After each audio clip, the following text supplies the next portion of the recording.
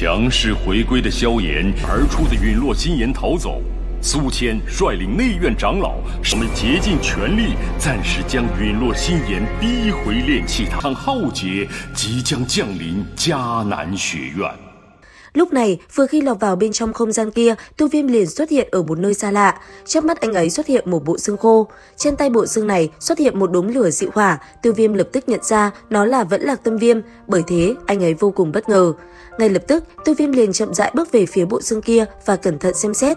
Nhìn qua, anh ấy nhận ra Vẫn Lạc Tâm Viêm này mới là chân chính. Bất chợt, Tiêu Viêm thầm tự nhủ nói, cùng một địa phương làm sao có thể xuất hiện hai loại dị hỏa? Hơn nữa, hài cốt thần bí kia là của ai? Giờ khắc này, rất nhiều câu hỏi xuất hiện trong đầu Tiêu Viêm. Cuối cùng, gạt đi mọi nỗi lo sợ, Tiêu Viêm liền tiến đến và chạm vào cỗ hỏa diệm kia. Thế nhưng, khi bàn tay Tiêu Viêm vừa chạm tới đốm lửa sáng kia, một luồng năng lượng kinh khủng bất chợt bạo phát, hất văng anh ấy ra xa. Lúc này, mặt Tiêu Viêm biến sắc, anh ấy nhìn thấy luồng năng lượng tỏa ra từ ngọn lửa kia bất chợt ngưng động lại, hóa thành thực thể. Sau đó, thực thể kia nhanh chóng biến hóa thành một đạo thân ảnh màu đỏ rực, chỉ một cái hất nhẹ tay, đạo thân ảnh kia đã lôi Tiêu Viêm về phía mình.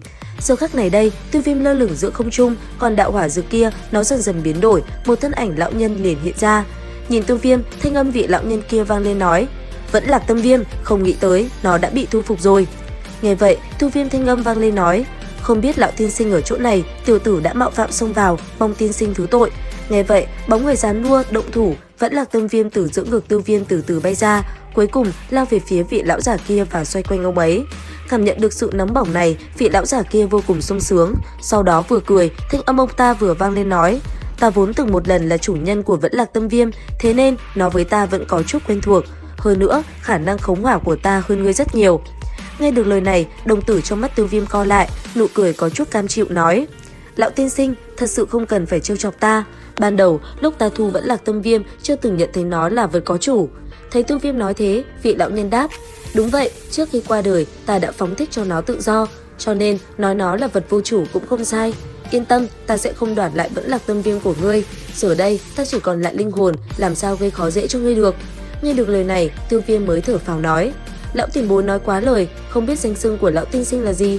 Đáp lại, lão giả áo bào trắng cười nói: "Lão phu là Diệu Thiên Hỏa, mọi người thường gọi là Thiên Hỏa Tôn giả." Nghe được xưng hô này, trái tim Tiêu Viêm nhất thời đập mạnh. Hiển nhiên, khi còn sống, người kia chính là một gã đấu tôn danh chấn đại lục. Thấy thế, vị lão giả kia cười, ông nói thẳng cho Tiêu Viêm biết, bây giờ mình chỉ là linh hồn thể, cho dù là Tiêu Viêm cũng có thể tiêu diệt. Nghe vậy, trong lòng Tiêu Viêm cũng buông xuống, thở phào nhẹ nhõm, còn Thiên Hỏa Tôn giả vuốt ve Vẫn Lạc Tâm Viêm đang ở trong tay mình, bất chợt ông liền búng nó về phía Tiêu Viêm và trở về ngực của anh ấy. Sau một hồi, cảm nhận không có chuyện gì xảy ra, thanh âm Tiêu Viêm vang lên nói: "Tiểu tử đã lỗ mãng, không biết nơi này là nơi tọa hóa của lão tiên sinh, nếu có chỗ nào đắc tội, kính mong lão tiên sinh thông cảm bỏ qua. Có phải ngươi đối với đóa Vẫn Lạc Tâm Viêm này có chút hứng thú hay không?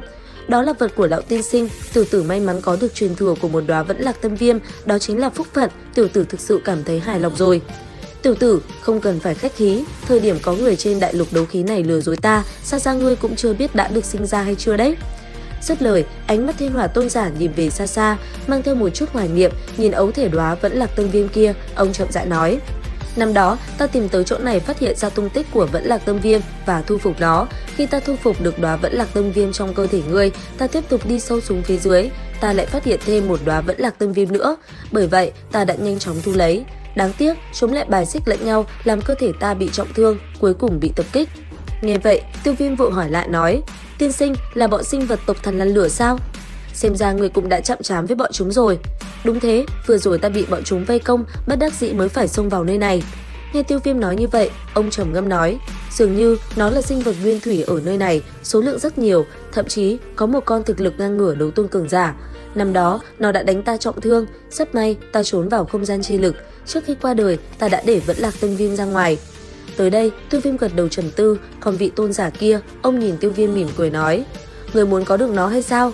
"Lão tiên sinh, nếu như bằng lòng giao cho ta đóa Vẫn Lạc Tâm Viêm này, có điều kiện gì xin cứ nói, chỉ cần tiểu tử ta làm được, nhất định sẽ đáp ứng." "Người muốn có nó, không phải là không thể được, nhưng mà phải lão phu một chút việc. Nhưng người yên tâm, ta sẽ dành cho ngươi thủ lao xứng đáng." "Lão tiên sinh, xin cứ nói."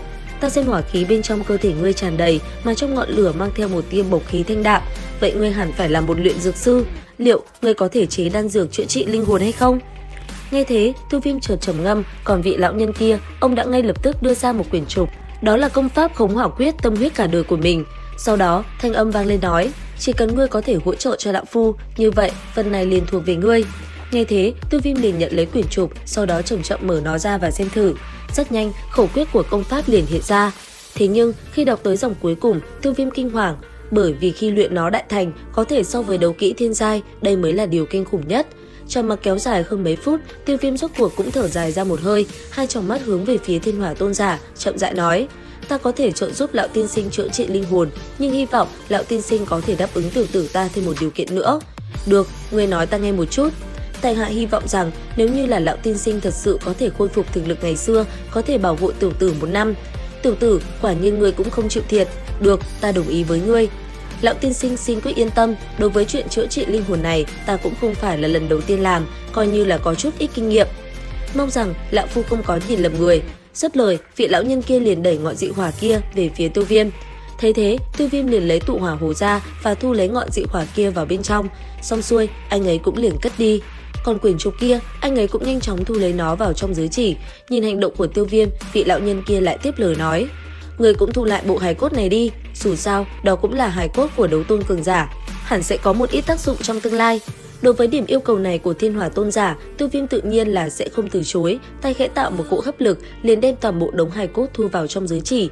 Tiếp theo, vị lão nhân kia cũng dặn dò Tiêu Viêm thêm vài chuyện nữa. Thế nhưng, đang trong lúc trò chuyện, miếng đà xá cổ đế ngọc đột nhiên sáng lên. Tiêu Viêm giật mình, anh ấy cảm nhận được vật kia tựa hồ cùng dưới đáy sâu kia có chút quan hệ gì đó. Thế nhưng, nghe lời vị lão nhân kia, anh ấy không tiến sâu thêm nữa mà liền trở ra bên ngoài không gian lực, trở về thế giới nham tương. Cũng trong lúc đó, ở tại một nơi khác, bên trong một cái huyệt động, Hàn Phong đang lặng yên tu luyện thì bất chợt người của hồn điện đã tới. Sau đó, mang theo thông tin gì đó, hắn ta liền nói với Hàn Phong làm theo.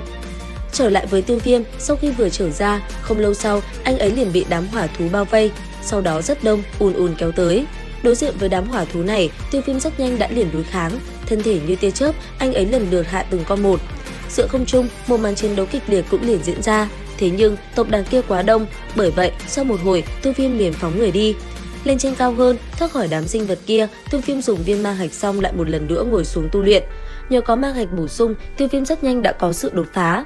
Lần này, Tiêu Viêm đã ở Ngũ Tinh Đấu Hoàng đỉnh, chuẩn bị có đột phá. Còn thước pháp, anh ấy rất nhanh đã luyện thành thục lục hợp du thân xích. Tiếp theo chính là lúc Tiêu Viêm luyện Ngũ Luân Ly Hỏa pháp. Theo chỉ điểm của vị lão già kia, Tiêu Viêm rất nhanh đã luyện thành tầng thứ nhất. Cũng vì thế, không tới 10 ngày thời gian, đối với năng lực khống chế hỏa diễm của Tiêu Viêm dường như tăng lên rất nhiều. Ngay lập tức, Tiêu Viêm liền chọn đám hỏa thú làm đối thủ. Nhất thời, nơi Tiêu Viêm đang ngồi, đám hỏa thú vừa tấn công đã liền bỏ mạng. Từ sau lưng Tiêu Viêm, một hư ảnh ma thú cũng liền xuất hiện, ép đám hỏa thú kia phải lùi lại. Sau đó, dùng ra công pháp, Tiêu Viêm liền lấy mạng vô số hỏa thú. Khi kình phong từ ma thú sau lưng Tiêu Viêm bắn ra, nó liền làm nơi đây rung động. Cuối cùng, sau khi công pháp tăng tiến, dọn sạch đám hỏa thú, Tiêu Viêm liền ra bên ngoài. Theo sau trận rung động kia, thân ảnh Tiêu Viêm lạnh lùng xuất hiện, mang tụ ra hỏa hồ, Tiêu Viêm liền đưa nó cho Tu Thiên trưởng lão. Đến đây thì hết tập 85/5 đấu phá thương khung. Xin chào và hẹn gặp lại.